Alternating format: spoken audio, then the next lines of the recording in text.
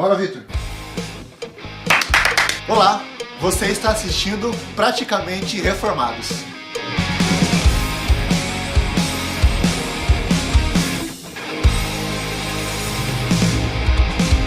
Continuando a nossa série sobre cosmovisão cristã, nós já vimos sobre a criação, que Deus criou todas as coisas a partir do nada e tudo muito bom. Nós vimos que após a criação houve um problemaço, não é verdade? Que foi a queda, que o homem de fato se rebelou contra Deus, porque ele achou que poderia ser independente de Deus e conseguir viver sua vida sozinho, né? E nós vimos que a consequência dessa queda se abrangeu para toda a humanidade, inclusive para nós, né? O homem gerou um grande problemaço. E a questão é, como resolver esse problema? É isso que nós iremos conversar hoje, né, Vitor? Exatamente. Hoje o nosso tema é sobre redenção. Por causa do pecado, nós temos uma separação no relacionamento entre o homem e Deus. E o homem, tentando consertar isso, eles cozeram folhas de figueira para tampar a sua nudez, ou seja, para resolver o seu problema. A questão é que nunca o homem vai conseguir resolver o seu problema de verdade. Por que isso? Porque logo à frente nós percebemos nas Escrituras que Deus fez vestimentas de pele e entregou para Adão e Eva. É Deus que vem até o homem para resolver o problema do homem. Antes ainda de Deus conceder as vestes para Adão e Eva, Deus anuncia a boa nova, anuncia uma boa notícia, o proto-evangelho que está em Gênesis 3,15. O descendente que virá da mulher, que esmagará a cabeça de Satanás e será ferido no seu calcanhar, assim como esse animal foi ferido, para que Adão e Eva tivessem as suas vestes dadas pelo próprio Deus, não vestes que eles mesmos fizeram. E esse descendente, quando virá? Quando seria demonstrado ao mundo essa solução que Deus traz? Isso se desenrola progressivamente na história. Vai sendo revelado pelo próprio Deus como se daria essa salvação. E isso começa também com Noé, justo e íntegro diante de Deus, diante de toda uma corrupção humana, todos os seres humanos em tudo o que pensavam. Deus anuncia que vai salvar Noé e a sua família do juízo que ele vai trazer sobre todo o ser vivente, sobre todo ser que respira na face da terra. Eles seriam eliminados. Não podemos esquecer que o dilúvio é uma resposta de Deus, de um juízo santo a respeito do pecado de toda a humanidade. Mas ao mesmo tempo, todos aqueles que são justos e íntegros diante de Deus, que era Noé e a sua família, foram resgatados por meio de uma arca, que o próprio Deus também deu as dimensões para que essa arca suportasse o dilúvio, demonstrando a sua graça e demonstrando que aquela promessa que lá se espera de Gênesis 3,15 prossegue adiante na história. A aliança de Deus entre maiores detalhes e com outras pessoas justas e íntegras diante de Deus, que é o caso de Abraão, não é mesmo? Exatamente. Abraão foi chamado por Deus para que a partir dele viesse uma grande nação.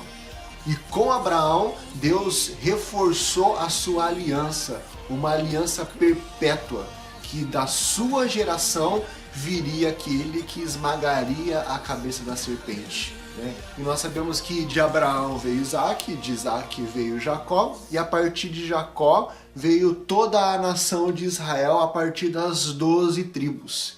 E dessas 12 tribos, da tribo de Levi, Deus levanta Moisés, que tipificava aquele que viria futuramente cumprindo Gênesis 3,15. Moisés foi enviado por Deus para libertar o seu povo que estava escravizado e padecia na mão de Faraó. E Deus liberta o seu povo do Egito, institui a lei para distinguir o seu povo de todos os demais povos e deixar claro que aquele povo é seu, é propriedade sua.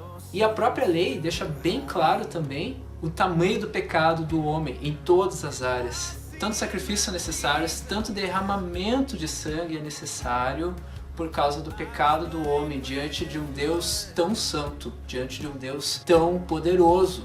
E progredindo a revelação, nós podemos ver que Deus reforça essa aliança no reinado de Davi. Nós vemos que Inicialmente, Davi foi um grande rei. Davi preparou todas as coisas para que o templo fosse construído, onde de fato Deus habitaria ali presencialmente. Davi era um rei segundo o coração de Deus, né? E a partir dele, a partir da sua descendência, viria o verdadeiro rei, aquele que confirmará perpetuamente o trono de Davi. E esse descendente prometido para Adão e Eva em Gênesis 3,15, e Noé, em Abraão, e Moisés, e Davi, ele já veio, ou ele ainda virá?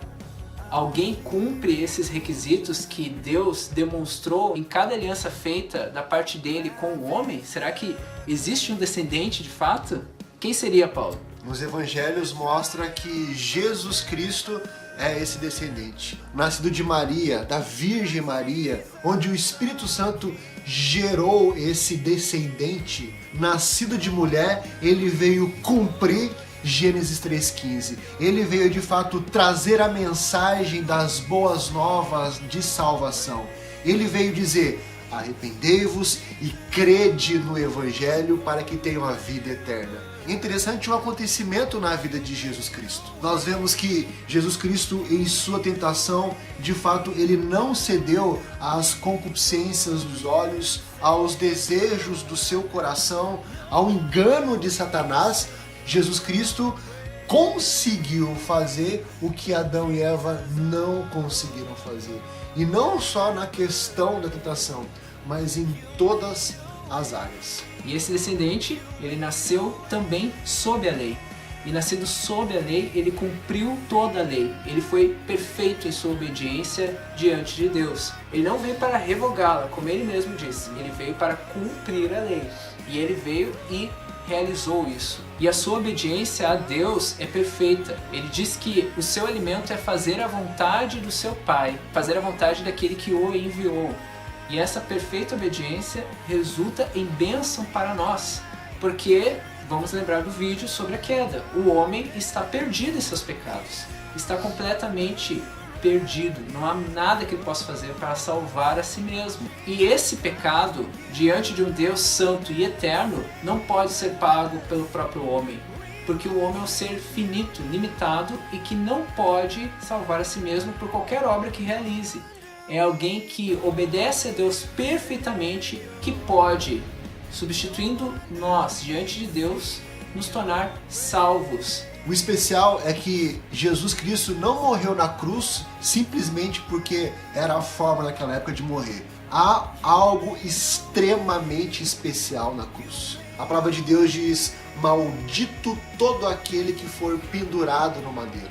A palavra de Deus também diz que para haver remissão de pecados, é necessário haver derramamento de sangue. Jesus Cristo, sendo Deus encarnado, não cometendo nenhum pecado, ele foi perfeitamente o nosso substituto na cruz. Nós merecíamos receber a justiça de Deus, mas Jesus Cristo toma o nosso lugar diante do justo juiz e de fato se entrega para a morte, porque a partir da sua morte, a partir do derramamento do seu sangue, ele de fato se fez pecado em nosso lugar, não cometendo nenhum pecado, e cumpriu as exigências da lei perante o justo juiz. E nesse sacrifício e nessa cruz, aí nós encontramos o descendente da mulher pisando na cabeça da serpente e o seu calcanhar sendo ferido, que foi a morte na cruz. E nessa cruz, no madeiro onde Jesus foi pendurado, a ira de Deus foi consumada de uma vez por todas, em todos aqueles que creem em Jesus, em todos aqueles que confessam Jesus como seu Senhor. Porque Jesus não fez um sacrifício para todos. Jesus fez um sacrifício para aqueles que confessam a Jesus como seu Senhor e recebem gratuitamente, de mãos vazias, essa graça, que é Jesus morrendo em nosso lugar, para que pudéssemos ser reconciliados para sempre com o nosso Deus. Lembrando que O salário do pecado é a morte e por isso Jesus Cristo teve que morrer, para pagar essa dívida do homem, para pagar essa dívida do pecado que reside no homem. Essa morte trouxe bênçãos para nós. Jesus Cristo sendo o segundo Adão, Jesus Cristo cumprindo tudo aquilo que o homem não conseguiu cumprir, ele de fato derrama sobre nós as bênçãos celestiais e habilita em nossa vida algo que nunca nós conseguiríamos conquistar. Em Jesus Cristo nós somos considerados justos, somos considerados justificados dos nossos pecados por causa da justiça de Jesus Cristo e da justiça de Deus ter sido aplicada em Jesus Cristo em sua cruz. O sangue de Jesus derramado na cruz do Calvário é precioso demais, é maravilhoso, porque é no sangue dele que nós fazemos parte da nova aliança com Deus, que pela graça nós obtemos. O corpo dele partido pelos nossos pecados, o sangue dele derramado por causa dos nossos pecados, nos torna aptos a estarmos reconciliados com Deus aqui e agora, salvos para sempre da sua ira, para estarmos com Ele em paz por toda a eternidade quando Cristo consumar todas as coisas. Lembrando que não é a partir da nossa ação, não são as nossas obras que nos habilitam a nos reconciliarmos com Deus. Da mesma forma que Adão não conseguiu consertar o seu problema, nós não conseguimos alterar o nosso coração pecaminoso. Naturalmente, nós queremos distância de Deus. E o único que pode nos reconciliar com Deus novamente é Jesus Cristo. É Ele que nos habilita a termos fé em Deus e é Ele que purifica o nosso coração do nosso pecado. E é por causa disso que nós somos novas criaturas. Não estamos mais no domínio do pecado, mas somos libertos do poder do pecado para estarmos com Cristo aqui e agora em uma vida plena, uma vida que é eterna e que já inicia aqui com as boas obras que Deus preparou para nós de antemão, já na eternidade. Ele preparou para que nós andássemos nelas, para que nós realizássemos. Porque são essas boas obras, com base no sacrifício do Senhor Jesus, que agradam a Deus. E assim nós podemos viver com Ele para sempre. Porque Ele ressuscitou ao terceiro dia, demonstrando que Ele era o descendente. E esse Jesus que ressuscitou e ascendeu aos céus, vai voltar da mesma maneira como Ele foi, para levar para si todos os que crerem e confessarem o Senhor Jesus como seu único e suficiente Salvador. E diante de toda essa informação, como que isso se torna prático em nossa vida? Como que isso reflete na minha vida pessoal e na vida daqueles que estão ao nosso redor? Algo muito interessante de se pensar é que, e como primeiro ponto, nós podemos ter a certeza de que Jesus Cristo é aquele que nos resgata. Jesus Cristo é aquele que nos liberta. Jesus Cristo é aquele que paga o salário que nós não temos capacidade de pagar. Em Jesus Cristo, nós podemos ter a libertação dos nossos pecados. Então, quando nós nos arrependemos dos nossos pecados, quando cremos em Jesus Cristo, sendo Ele nosso único Senhor e Salvador, nós somos, de novo, capacitados a ter um relacionamento com Deus. E esse relacionamento vai refletir nas minhas atitudes com o meu próximo, vai refletir as minhas atitudes com aquilo que eu faço, com as minhas ações de modo geral, porque as minhas ações não serão mais para glorificar o meu coração, para buscar satisfazer os meus desejos e os meus pecados, mas sim para glorificar a Deus. E quando eu olho para o meu próximo, eu olho com o objetivo de amá-lo assim como eu me amo. Porque esse é o segundo grande mandamento: amar o próximo como a nós mesmos. Aqueles que estão perdidos em seus pecados não conseguem enxergar isso, não conseguem atuar dessa forma. Além disso, aquilo que foi perdido com a queda é restaurado. O que é restaurado? A verdadeira esperança. A nossa esperança, antes perdida por causa do pecado, agora é refeita, restaurada por causa da cruz de Jesus Cristo.